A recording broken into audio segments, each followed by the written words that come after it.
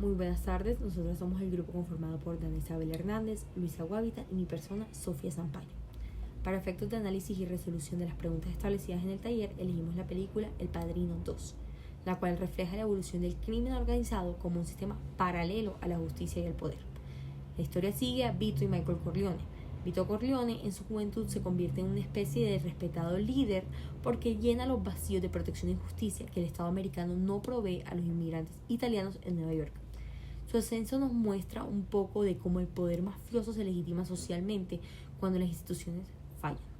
Por otro lado, Michael Corleone nos demuestra la transformación de la mafia a una empresa global, organizada y establecida, donde el crimen se llega a entrelazar con la política y la economía. La segunda película nos muestra cómo el Senado juzga a estas organizaciones criminales mientras lucha por el crimen organizado en todo el país. Mientras que también vemos cómo las tradiciones familiares y los lazos sanguíneos son como el poder absoluto para ciertas sociedades. La película nos muestra cómo la ilegalidad y la legalidad se entrelazan entre sí y que el crimen no solo desafía el derecho formal, sino que instrumentaliza el mismo, volviéndolo un sistema jurídico en algunos casos injusto. Concretamente, esta secuela nos muestra dos escenarios. Primero, el ascenso de Vito Corleone, un joven inmigrante siciliano que tenía todas las de perder.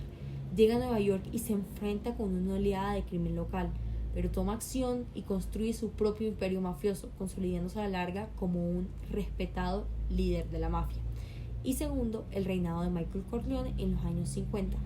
En su imperio de la mafia, Michael enfrenta traiciones no solo de las personas que lo buscan y están en su contra, como lo puede ser el Estado, la policía y sus contrincantes mafiosos, sino que de su propia familia. Gracias a los conflictos en su negocio, a las presiones del gobierno y a las constantes persecuciones, toma la decisión acelerada de asesinar a su hermano, convirtiendo la película en una reflexión dicotómica entre el poder y la familia. Primeramente se debe decir que el control social es como la manera o el conjunto de mecanismos que una sociedad utiliza para regular el comportamiento de sus miembros o de la colectividad, asegurando que se ajusten a las normas o los valores establecidos por la misma sociedad o por el mismo Estado. Es importante también mencionar que opera a través de mecanismos formales e informales y estos influyen directa o indirectamente en la conducta de los individuos. El control social formal es aquel que se ejerce a través del ius puniendi, es decir, como el derecho que tiene el Estado a castigar y regular la conducta de los ciudadanos mediante instituciones como el sistema judicial o la policía.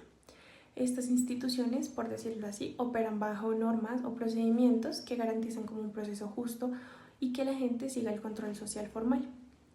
En la película El Padrino, en la escena donde Frank testifica ante el Comité del Estado, se pueden observar acciones que incentivan a seguir el control social formal del Estado, por eso lo mencionamos. El primero es cuando pues sí testifica, eso es como un órgano pues estatal representa la autoridad legítima y busca imponer el cumplimiento de la ley y pues como tal del orden social. La segunda como acción es como cuando hace el testimonio bajo juramento, entonces él está obligado a decir la verdad y si descubren que miente, pues enfrenta sanciones legales que van como desde la multa hasta la prisión. Entonces eso es otra muestra del control social formal, porque incentiva a mantenerse dentro de los límites de la ley. Para concluir, esta escena demuestra cómo el control formal se ejerce mediante la aplicación de la ley. El control social informal, a diferencia del formal, opera a través de normas sociales o costumbres o presión social o incluso la opinión pública y no requiere la intervención directa del Estado, pero es igualmente efectiva para regular el comportamiento de los individuos dentro de una sociedad. En la película del Padrino, en la escena donde el senador se encuentra en una situación en la que lo ponen dentro de una habitación, lo engañan y fingen que mató a una mujer, vemos acciones que usa el control social informal para manejar una conducta de un individuo.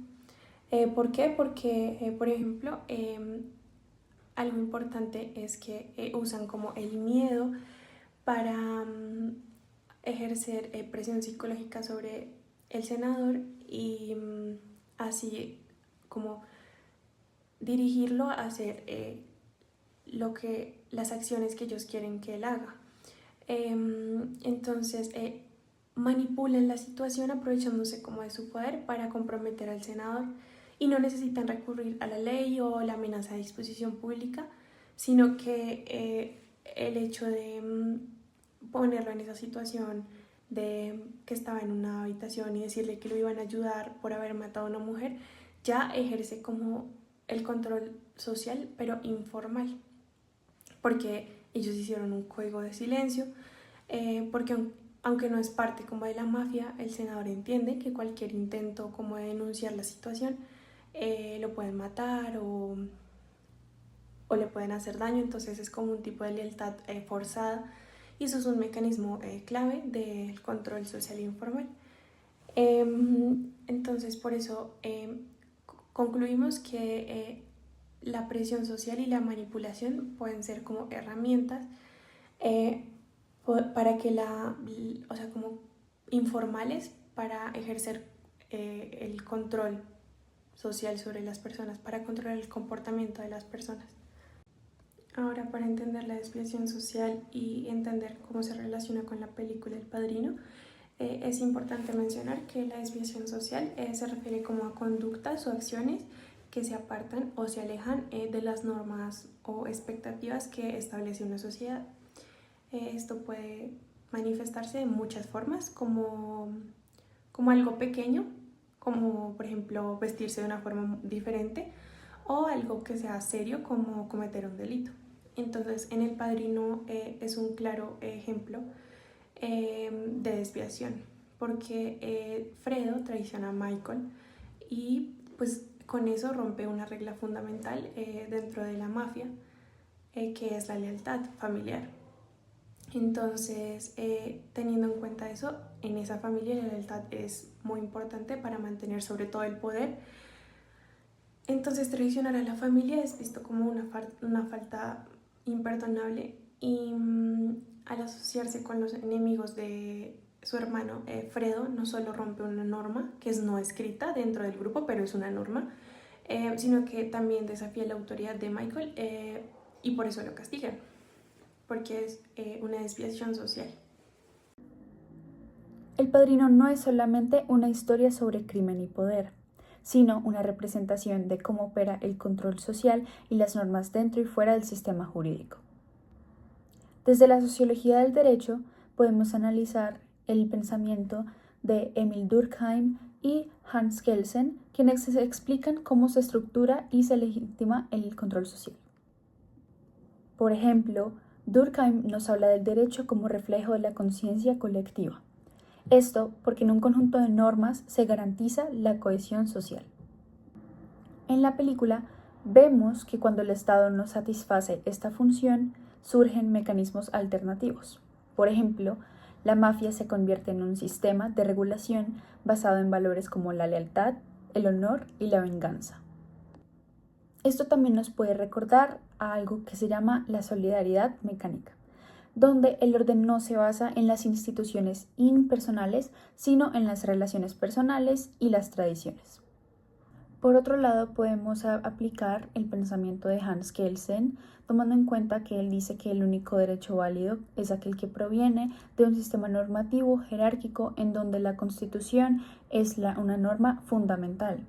Desde esta perspectiva, el sistema de la mafia carece de una legitimidad jurídica, ya que sus normas no se derivan del Estado, sino de otro orden completamente paralelo basado en el poder y la fuerza. Sin embargo, en la práctica este orden es funcional y efectivo, porque en un punto reemplaza al derecho formal en muchas situaciones. Por eso es que nosotras nos llegamos a cuestionar: ¿es suficiente la validez formal de las leyes si no se puede garantizar la justicia y el orden en la sociedad? Por eso es que a lo largo de la película vemos cómo este sistema informal de justicia tiene sus propias leyes, sus propios castigos, mecanismos de control, pero también sus propios límites. La violencia y la venganza perpetúan un ciclo que termina destruyendo a la familia Corleone. y desde adentro. Michael, en su intento por consolidar el poder y asegurar que el legado esté en sus manos, se convierte en un prisionero de este mismo sistema. Desde nuestro punto de vista, la película nos muestra que tanto el derecho como el control social no son absolutos. Esto porque el Estado no siempre tiene el monopolio de la justicia y aun cuando no cumple su función, la gente busca alternativas. Aún estas situaciones o estas soluciones informales y efectivas a un corto plazo pueden tener consecuencias impredecibles. Por ejemplo, en la película El Padrino, la mafia creó su propia legalidad, pero por un intento de mantenerla, terminó atrapada en un ciclo de violencia sin salida. Esto nos hace pensar en la importancia de las instituciones sólidas que garanticen la justicia real. Porque cuando las personas dejan de crecer y dejan de confiar en el derecho oficial, el caos se vuelve inevitable. Por esta razón es que El Padrino no es solo un reflejo del mundo criminal, sino también de cualquier sociedad en donde el poder no tiene límites claros y puede ser algo que sigue siendo relevante hoy en día.